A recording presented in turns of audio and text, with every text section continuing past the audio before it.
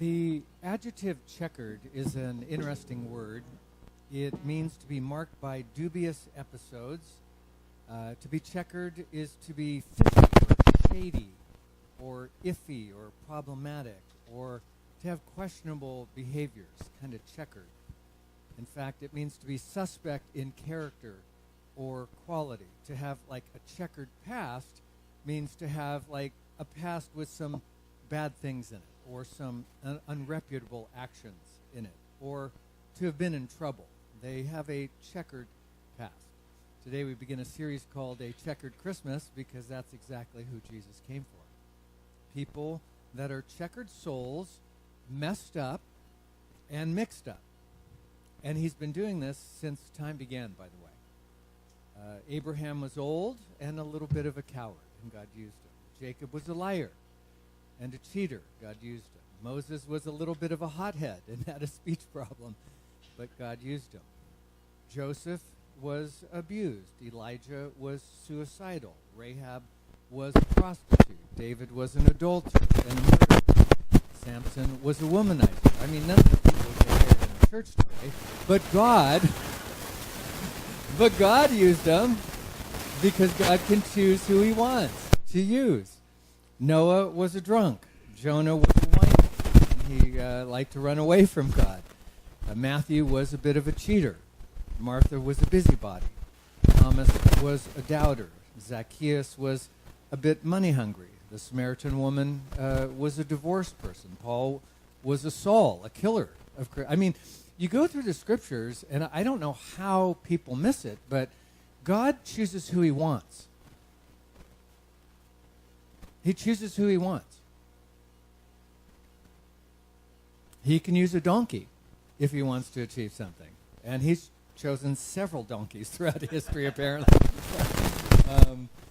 Because God is the author, and he wants credit. And he doesn't always pick the people you think. He doesn't pick the oldest. When David was selected, people thought, of course, he's going to go with the oldest son. But he didn't. Well, then maybe the second oldest. No, maybe the third oldest. No, he picked the youngest, the least qualified, the one running to battle, taking sandwiches to his brothers on the battlefield. And he's like, that's the one I want, because that's who I want the credit, and I'll choose who I want. And I'm not surprised that he chose a Saul. Look, if a Saul can come to Christ, think about his ministry when he's renamed Paul. He's not going to be judgmental. This is one of the number one things people think about the church today, is they're hypocritical people that are very judgmental, harsh, self-righteous, finger-pointing, fruit-inspecting kinds of people that no one wants to be around. And that's nothing could be further from the truth. A real believer is someone who knows that they're sinful, broken, and in need of a God, and they come together with other broken people on Sunday and start the week together and say, let's worship our Savior. See, these people in the scriptures are way too human for a lot of people. They have serious character flaws. But God used them. They made major mistakes. Scripture's very clear. God loves unimpressive clay pots to use because when they're unimpressive clay pots, it says his power will be made manifest. Like, it'll be very clear that's not the pot. It's what fills the pot that is the power source. So we're cracked. We're broken. We're ordinary people who God can do extraordinary things. What did I say? Cracked pots. Did it sound like I'm on crack? What did it say? Excuse me, I need a private sidebar with my wife. What did I do, honey?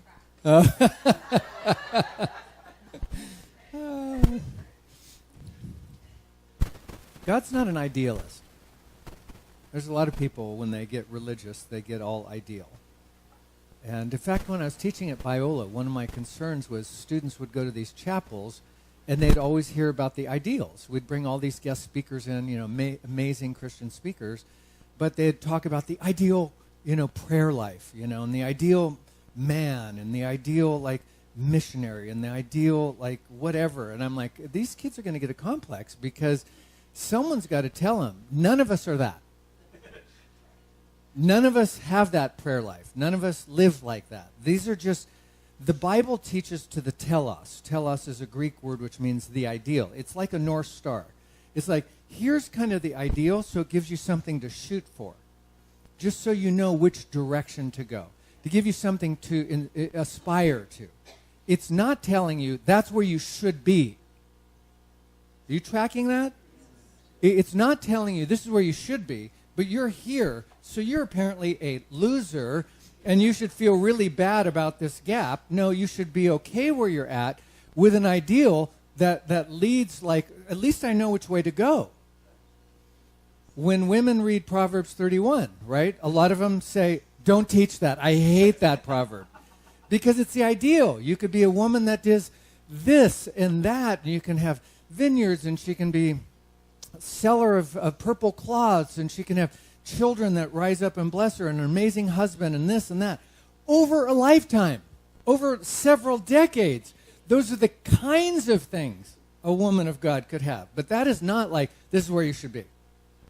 You should be having a private business while you're also raising your kids, while your husband is in the city gates, getting, like, if you think of it as an ideal, then you're going to take the real and then punish yourself or flagellate yourself or demean yourself by the ideal. You'll use the ideal like a Nazi in your head and be cruel to yourself.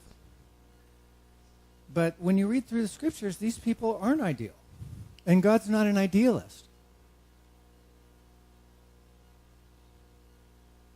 He knows you're made from but dust. He knows what a wackadoodle I am. And you know that, right? So we have to get comfortable with where all of us have a checkered past. We're checkered people. We all have the potential to do good and evil today. You have the potential to do something really noble today, and you could really blow it today. Because you're a human being in process. Today we're going to be in Luke. Luke is the author of the Christmas story, along with Matthew. Those are the two gospel writers that each record the birth of Christ. Paul, as you might know, wrote 13 of the 27 New Testament books, so a lot of people think he's the most prolific writer in the New Testament. He certainly is in terms of books, because 13 of the 27, almost half of them, are authored by him. But Luke actually has written the most writings in the New Testament. Luke only wrote 2 books. He wrote the Gospel of Luke and a follow-up called the Book of Acts. The Gospel of Luke, which we're in, is the book of what Christ did when he was here. And after he ascended to be with Christ, he records historically for us what happened after Christ ascended to be with the Father with the early church, called the Book of Acts, the history book, if you will, of the New Testament. Those 2 books together, Luke is 24 chapters, Acts is 28 chapters. So those 52 chapters of the 260 chapters in the New Testament represent 1/5 the New Testament. Luke is the most prolific writer of the New Testament. He's written more than anyone else, followed by Paul. And by the way, Luke and Paul were buddies. Paul, when he writes 2 Timothy, he writes this: Demas, because he loved this world, has deserted me, and he's gone to Thessalonica. Crescens has gone to Galatia, Titus to Dalmatia. Only Luke is with me. This is Paul's last letter, 2 Timothy. This is in 2 Timothy chapter 4. Last letter, last chapter. He's at the end of his life. He's getting ready to be martyred. And he writes in there, a lot of people have deserted me. There's a lot of people that are kind of losing it in the end because there's a lot of persecution, a lot of pressure on the Christians. But he says, Luke's still with me. So Luke and Paul, these 2 cats, I mean, they were buddies, and they wrote a lot of stuff for us. And we'll be in the Gospel of Luke, which is great. What was his occupation, by the way? He's a physician, so he's a doctor. He's also a historian, because he's really big on facts and records a lot for us. But he's a physician. You'll see that throughout the book of Luke. If you read the book of Luke, like if you're looking for quiet time material, jump in Luke, because it's just great. But he really cares about how people suffer. He really cares about healings. He's really enamored with how Christ came to give people new life and new hope. And of course, that fits with his avocation and vocation. So today we're going to start our series. We'll look at Luke 1, 2, and 5 today. And then we're going to pick up Luke 7, 10, 15, 18, 19. We'll kind of like a stone skipping along the water, pick up some key episodes throughout Luke in the next several weeks as we celebrate Christmas. If you have a Bible, I'm going to start reading just some verses for us in Luke chapter 1. In other words, right at the very beginning of the book, I want you to just see how he opens the gospel. And you're welcome to just listen along, but if you have the, the text with you and you want to follow along, I'm going to read the first 7 verses of, the first 4 verses of Luke 1 and maybe 7 verses in Luke 2. I'll set us up, and then we'll unpack one episode. Luke chapter 1, starting in verse 1. He says, "Many have undertaken to draw up an account of the things that have actually been fulfilled among us, just as they were handed down to us by those who, from the first, were eyewitnesses and servants of the word." Luke is setting up here, look, a lot of people have written about Christ. They were eyewitnesses, and I want you to know I'm going to be writing one for you too, and here it is. Verse 3, "Therefore, since I myself have carefully investigated everything from the very beginning, it seemed good also to me to write an orderly account for you, most excellent Theophilus," which means lover of God, "so that you may know the certainty of the things you've been taught." So I just want you to know, Luke starts his gospel by saying a lot of people have written about Christ, but I wanted to write an account for you that was orderly, historical, with details, because I've been an eyewitness myself, and I know a lot of eyewitnesses like Paul, and I want to put all those facts together so that you may know with certainty that these things are true, that you could live with confidence that you have an exact record of the things that are most important that Christ left us. So he starts in chapter 1 by just saying, I want to give you kind of that beginning. Let's go to Luke chapter 2, and we'll pick up in verse 1. And here, Luke, giving an orderly account, includes the virgin birth and the birth of Christ on Christmas because he wants you to have that full account. Remember, Matthew does that as well, but John doesn't do that, and Mark doesn't do that. Let's go to Luke 2, starting in verse 1. Excuse me. Why is it, by the way, the cough comes when you're sermonating, right? You're fine all morning, didn't cough when I was eating donuts, didn't cough when I was hanging out, but now that the camera's on, right? Thank you. So, look, what? Oh, man. You married so up. Wow. Is he like that at home and stuff? Breakfast in bed this morning before you came and everything? Wow. Wow. Paul. Wow. There once was a godly man named Paul. Oh, no, that's it. Sorry. That's not in Luke, but we know who it is. Luke 2, verse 1. "Now it came about in those days that a decree went out from Caesar Augustus." Remember, Luke is very punctiliar here. He's giving you facts and figures and Roman historians and figures and politicians. He wants to name them so you know this actually happened in history. "That a census be taken in the all-inhabited earth," the entire Roman world, if you will. This was the first census taken while Quirinius was governor of Syria. Syria is still in the news today, by the way. And all were proceeding to register for the census, in other words, to be taxed, everyone to his own ancestral city or town. And Joseph also, along with many others, went up from Galilee, from the city of Nazareth to Judea, to the city of David, which is called Bethlehem, because he was of the house, or the oikos, and the family, or the lineage, the patrios, if you will, of David. He went there in order to register along with Mary, who was engaged to him and was with child. In other words, she was expecting a baby. And it came about that while they were there, the days were completed for her to give birth. And she gave birth to her firstborn son, and she wrapped him in swaddling cloths, a blanket, and laid him in a manger, a stall for cattle, because there was no room for them in the inn. So here, Luke is going to record these amazing things that Christ does, but he takes you to the very beginning and starts to lay out the Christmas story. Let me tell you how it happened. Here's who was ruling in Rome at the time. This was the census that was actually called. That involved some travel. Everyone had to go and travel and kind of meet with the IRS and make sure that everything was kind of set. It happened that Mary was pregnant at the time, so Joseph and Mary traveled together. He had to go to his ancestral city, which was Bethlehem, and get registered. And it just happened that while they were there, she actually gives birth. And here's a couple other details for you. There was no room in the inn. It was crazy because people were registering, and it was kind of a packed house at the time. There's no room, so she actually gives birth in a manger. So he kind of sets up the Christmas story there. Now, I didn't want to take a lot of time in this particular series to unpack the Christmas story. I wanted to launch. Where does Luke go with that? He wants to unpack for you, well, why did he come on Christmas morning? Why did he come? Like, what was the purpose? And then he launches through that. By the way, I might note here, have any of you been to Bethlehem? Some of you may a few of you? Andy, good time? Yeah. You guys had a great experience?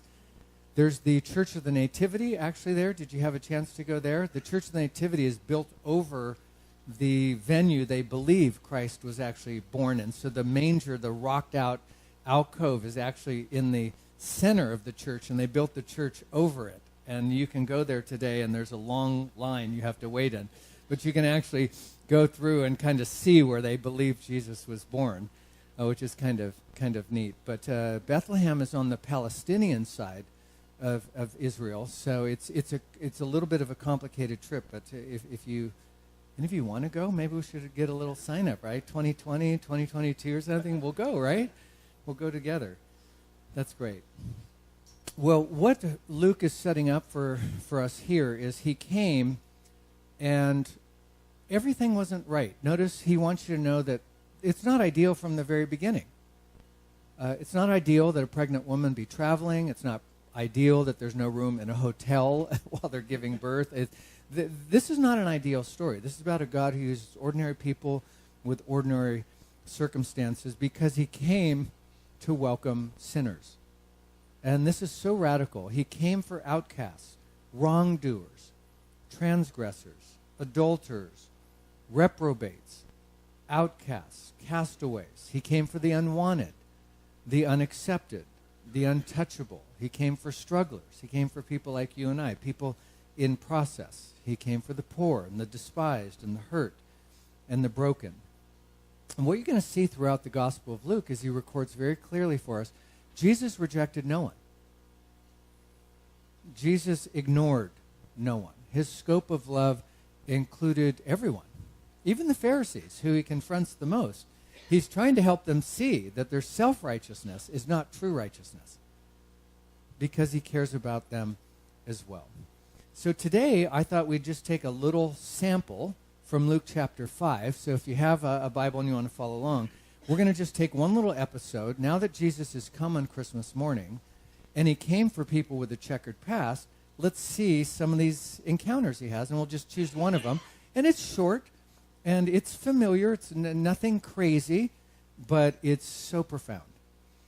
I'm going to be in Luke chapter 5. Let's start in verse 27, and we'll go through it verse by verse. Do we have the verses, by the way? Can we actually put? Yeah, well, good. We'll put the verses up for you. We'll start in verse 27. And this is actually Jesus' encounter with Matthew, who was formerly named Levi. He actually changes his name. So let's see how this goes. It says, after this, Jesus went out. He went outdoors, and he saw, or noticed, if you will, a tax collector, a tax gatherer, could be called a publican. If you know anything about tax collectors in the ancient world, it's kind of not that different than the IRS today in some ways, right? They weren't the most favorite people in the ancient world, and they were considered to be cheaters, really, in the ancient world. Kind of like maybe the reputation of a a car salesman. I don't know how they got that reputation because I know some nice car salesmen, but they had that reputation of being cheaters, and there's good reason for that, and that is because it was hard to know in the ancient world exactly what your tax status was and how much you actually owed the government, so you were reliant on them telling you what you owed them, and you never knew if they were telling you the right amount, and they would often embellish a little bit so that they could take a little for themselves and then give the Roman governors what they needed. And so they just had a dicey, kind of checkered. And anyways, Matthew, or Levi here, is a tax collector. He is a guy with a checkered job, with a checkered history. He's probably at one of the collection tolls along the Mediterranean Sea, likely between Acre and Damascus, probably somewhere around Capernaum. He served, no doubt, the dreaded and despised Gentile Herod Antipas, who was kind of a very unscrupulous leader in the first century. So Jesus sees this tax collector by the name of Levi, who he's going to rename Matthew, and he's sitting at a tax booth. This was an area that sometimes on a freeway, you see those areas where the trucks have to go over, right? It says the scales, and they have to pull over to the side. On the roads, they had these booths, and you would have to pull over and get your taxes in order, and he's at one of these booths. He goes up to Levi, and Jesus says, "Follow me. Follow me. Follow me." Now, Matthew had probably seen Jesus in Capernaum on several occasions before, but this is really the first, recorded version where Jesus actually confronts Levi, and he just simply says, "Follow me." He'd called 3 fishermen prior to this. Our little lights, that poor little light over here just he's having a hard time. We'll pray for him. Calm down. It's going to be all right. If he doesn't calm down, we'll unplug him. He's already called 3 fishermen, but now Jesus is calling a taxman. And he tells him basically, fall in line, follow me, surrender, abandon, serve me. Verse 27. Let's see, which one is this guy? I think it's this guy. There we go. Thank you. Yanked him, and he obeyed. Verse 28. So Levi got up, he rose, and left everything and followed him. This is a little bit of a startling verse because, again, I think Luke is kind of giving you the ideal response, and that is when Christ enters your life and when Christ confronts you. Ultimately, though there's probably a process involved here, he just cuts to the chase. Ultimately, you want to follow him. So Luke emphasizes there's a decisive break. He leaves his business, and I'm pretty impressed here with Levi because leaving his business is a little different than the fishermen leaving theirs. I'm not biased or anything, but I think if you're a fisherman and it doesn't work out with Jesus, right, you can always go back to the ocean and fish. But if you're a taxman and you work for the government under Herod Antipas and you leave your business and it doesn't work out, you're not going to get rehired. You're not going back. But it says he leaves everything and follows him, which includes his business and all. Verse 29. Then Levi, in response to Jesus calling him a tax collector with a checkered past, follows him, and what does he do? He throws a party. Levi held a great banquet. This means an impressive dinner party. This is like the language of a feast, a big reception. He entertained and hosted for Jesus at his house. This is a tax collector. This is a guy with a checkered past. This is a guy who was not religious.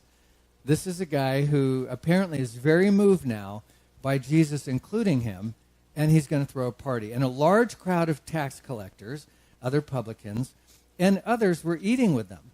The message says it this way: everybody was there, taxmen and other disreputable characters as guests at this dinner. So Matthew's response, or Levi's response right here, is to have an evangelistic dinner.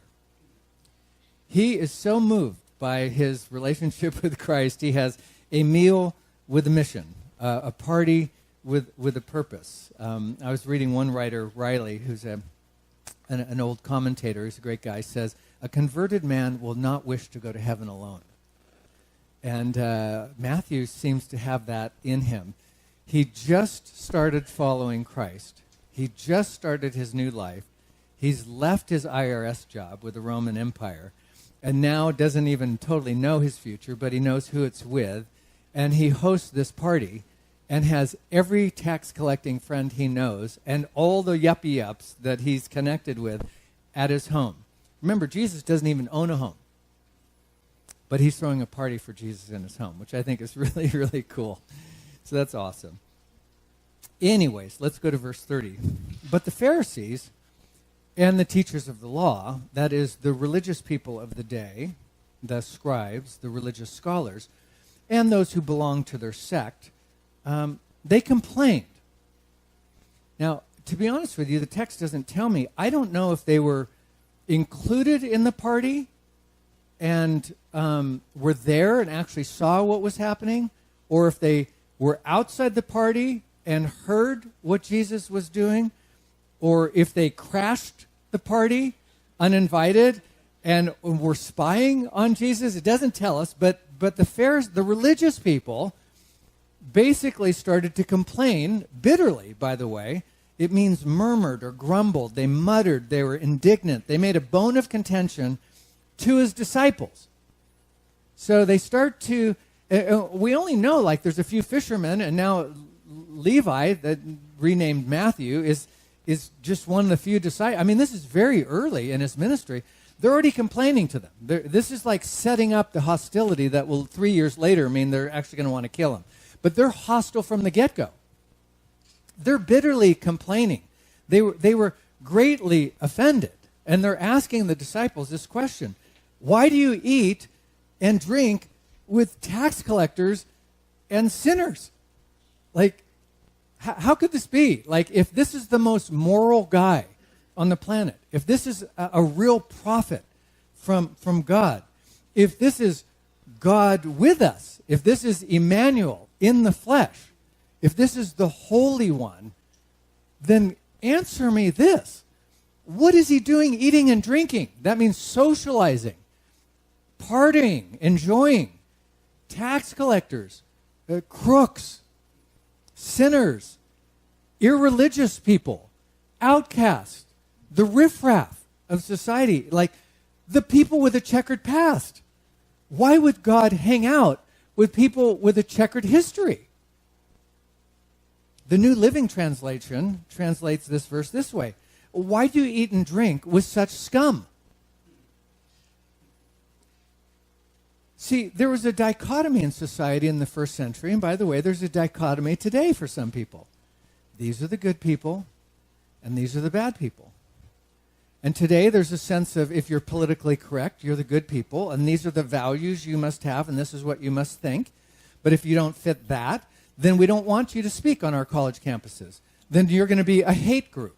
Then we're going to label this whatever we want, right? So there's always a culture that has a right way and a wrong way, and the good people and the bad people and the white hats and the black hats. So whether they crash the party, were invited to the party, or outside the party, as soon as they get a hold of the disciples, they're like, what is going on? This Jesus guy is hanging out with the most uncharitable people. He's breaking a social stigma. Is he not aware of the religious separatist practices of the day? Separatist practices. That is, we're so holy we don't hang out with scummy people. By the way, there are many today who believe in Jesus Christ who have a separatist practice. And as soon as they find out that you have something sinful, they might shun you or separate from you so as not to be contaminated by you, because you know, one bad apple spoils the whole bunch. And they have a separatist view. I remember the first time I went to Israel, I was flying on El Al, which is the Israeli airline, from LAX to Tel Aviv. And Well, one, I was intrigued. The security, if any of you have been through on LL, the security is unbelievable. They open all your luggage, check luggage, uncheck luggage. They go through everything, and they're totally unapologetic about it. We're going to go through everything you give us, and we have no apologies. And if you don't want to fly us, no problems. But we are going to check everything. So that was, like, interesting. Then we got on the runway, and then there's kind of a black limousine with guys with machine guns that follow the plane all the way down the runway till it takes off. And I'm like, that's interesting. This airline takes nothing for granted at any international airport in the world. They believe the world is hostile against them, and they're going to take every measure they can. So I'm like, I actually feel really safe on this airline. It's unbelievable. Then we're up in the air, and I'm like, okay, here we go for our, I don't know, what is it, a 14-hour flight or something? Like, okay, we're going to be on here for a day. So I'm trying to get comfortable, and, you know, I'm hanging in there. I get like an hour into the flight, and I already have to go to the bathroom and stuff. I don't know if I was nervous or whatever, but I'm like, okay. So I get up.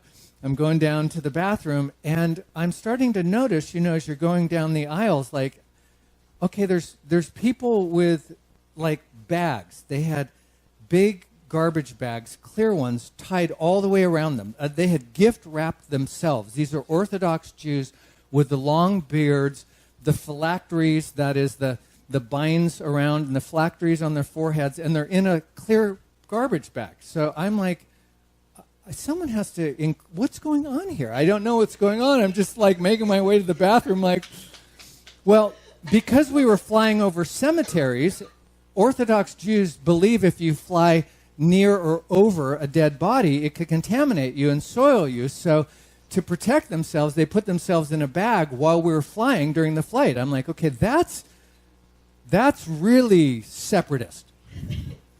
And then I'm in the back. You know how it is. You know, you're kind of going like this, you know, on making your way to the bathroom.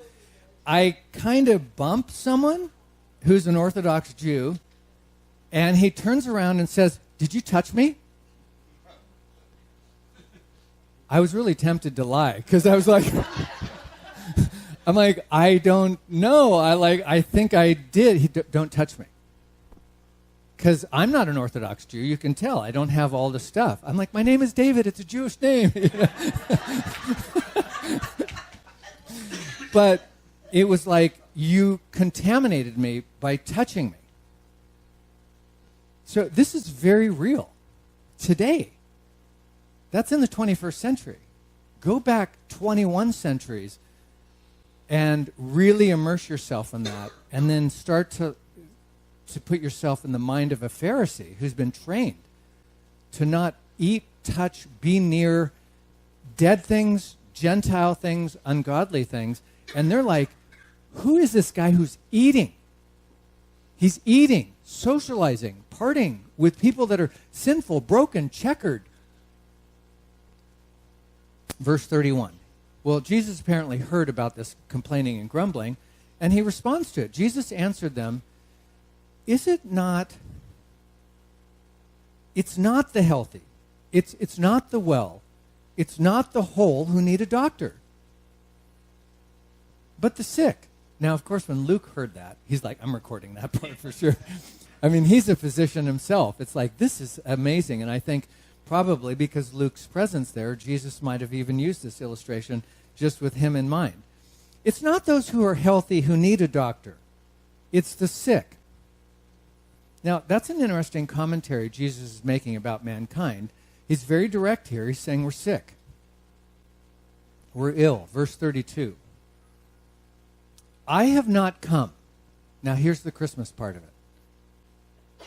I have not come on Christmas morning and now lived 30 years to have a public ministry to call the righteous.